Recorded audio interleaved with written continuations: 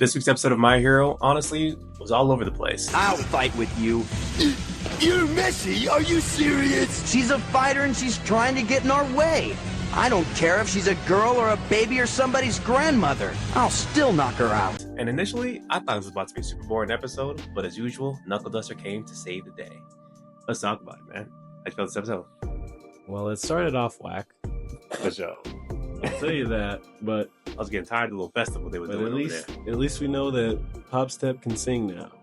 Yeah. They only needed a little bit of training and she locked in. Nah, for sure. She definitely stole the show. I like that character development for her. I just feel like it's been happening over like 3 episodes now, so like I think I was just getting a little bit tired of their little festival setting. And that this last episode, I feel like they didn't go into it too deep, if that makes sense. It felt very surface level aside from Pop Step's part. So that just made the episode feel kind of bland for me, at least on that portion. But where that part fell flat, Knuckle Duster's plot, that was crazy. I did not realize that really was his daughter physically, but apparently she got like infected with the hive mind, literally. So like the hive was living inside of her body, so and just took control of her consciousness. So I'm thinking that they just ate her eye then, and just they just were living in there right there, bro, and controlling her brain. Insane, bro. Like, what kind of quirk is that? That's crazy. No, that whole hive when he pulled that thing out her eye, that was crazy. Gross. But like, let's just talk about like how this went down, bro. Because at first I was like, "Yo, so this dude is really traumatized." I understand why he's so meticulous now.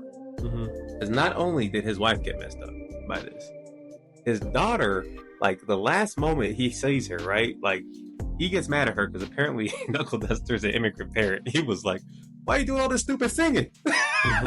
Get a real job, a real education." She was like, "Nah, screw you, Dad." Leaves the house and gets like completely like screwed over by this person who I guess originally had the hive mind and transferred it over to her. The guy with the suit, right? No, it was a girl, another girl with brown hair. Oh, I remember. Pulled up on her at the what's it called? Vending machine. And like immediately, she had an eye patch thingy too, though, right? Yeah. Oh, okay.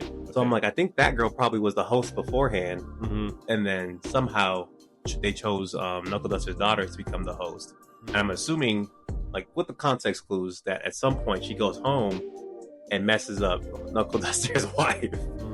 Like this dude's backstory is crazy.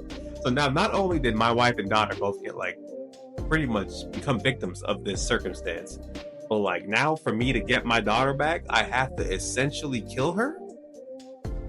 I understand it now. I'm sorry, bro. I've been talking crazy on you for the last 12 episodes. I think that how this all built up too. Like he had a set plan, like from the jump. Really, when I think about it. Nah, his plan was meticulous, bro. This man Knuckle Duster is really the Batman of the verse because this man came up to his dealer and he's like, "Yo, I need a very particular set of items." Well, it was like, I need a nerve agent just for insects that'll attract them. I also need one that kills them. I also need what's it called? A stun gun that'll stop someone's heart. Oh, and also put an AED to restart someone's heart inside of the stun gun too. Yeah, he different. Dog. Boy. It's like the character development from episode 1 to now is insane. This character this season. First it was, "Hey, what's your tongue look like?" I understand him now, bro. And now that he's at the source, which he knew was the source from the jump. Yo. Wild. Because like initially I thought like, yo, he's gonna kill her, but I mean he did.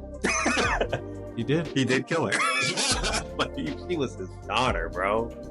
That's crazy, man. It was just the way he like didn't let her like try and like revive herself technically. Nah, but what makes him even tougher though is that after she like powered herself up, she like gave herself an electrification quirk somehow through one of the vials that she had. She stopped his heart. I don't know if you peeped that. She did. He brought himself back to life with the stun gun. I saw it. That's the GOAT. But he also didn't have a quirk. He didn't give her a chance to do that either, though. He stepped right on her hand and just let her die. Yeah, so that the host would come out and he could kill it, bro. Bro, I just can't. I don't know how to explain this, but he just has so much aura off of this episode. You know what I'm saying? Like, He was cooking. understanding the stakes of what he was dealing with. Like, this man went in with a plan, and he did not stutter. Like, Yeah.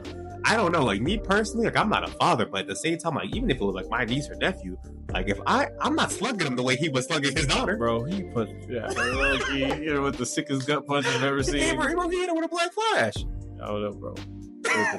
But that was legit, like Jujutsu Kaisen, like, you know, like the Yuji? scene? No, when Yuji and Toto and Mahito, like, what, like above 100%. That was the vibes I got when he pulled the father that second son. I was like, it's peak. Yeah, This is beyond peak right here, man. So like, it was just tough, bro. The way he handled that, how he got the hive out of there, and then he immediately just like got to bringing her back to life as soon as she got the threat out. Technically, don't know if she lived or not, but most likely. Y'all gotta give him the dub. Y'all gotta give him the dub. I'm sorry. You can't let his daughter die after he just did all that. You know what I'm saying? Like, he deserves it, bro. He's the best dad. I ain't even gonna lie. He is the best dad in the anime this year. Who better? Amen. Name somebody, man. It ain't Genta's dad from Sword of Demon Hunter. I mean, CC's has some character development going on. He trying, man. It's not the same kind of character development, okay? It's This not. is a deranged animal that turned out to be the best father of the year. That's classic right there, bro. That's a classic. Everybody been talking down my boy Knuckle Duster, saying that he don't know how to behave. But nah, he was correct. He was trying to save y'all from this insanity out here. You know what I mean? And it makes sense too why he didn't want to bring Koichi around that, because Koichi don't got the stomach for that. You don't. You know what I'm saying? Like, that would have been crazy. Koichi would have been scarred for life if he had to witness what he just saw. You feel me? So that was just tough, bro. Like I said, everything involving Knuckle Duster, the last 2 episodes, peak cinema. Agreed. You know what I'm saying? That's where it's like, I don't know where to like rank this episode for real. Because on one half, the festival stuff is aight. Like, it's No, like it was. 5 I at don't. best. It was not aight. It was whack. He said, not me, but I agree. It was just, it was neither here nor there. You know what I mean? But the rest of it with Knuckle Duster, bro, it was super clean, bro. It was super clean. I ain't even mad at it. And then at the end, they also teased this other dude who, like, he has like the Flash's powers or something, bro. Oh, that electric. Yeah, I don't know what that was, bro. That looked crazy. He caught a bee, and so I think he's the guy who was behind the bee girl. Or Tomeo. I don't know, well, you know, Tomeo's his daughter, but the bee in general was taking orders from him. So we'll see what's going on with that. Because he looked a little crazy. He was talking like everything is all for one type, and I was like, all for? I know that, eh? Yeah. What do you mean by that? I know who that guy is. So we definitely got to see what's going on. If all for one is involved somehow, you might be, that might be good. We might get to see him before his face was all jacked up. That'd be hard. I ain't even gonna lie. Was it that long ago though? If it is, I'm just saying. I don't know if the timeline matches up, but yeah, it probably doesn't. But maybe. I don't know. That'd be crazy though. But yeah, this is a good episode, man. Where you gonna rate it? I rate this one like I rate it a strong 8. 8.5. Yeah, off of just Knuckle Duster. That's all Knuckle Duster. Agreed. That was clean, man.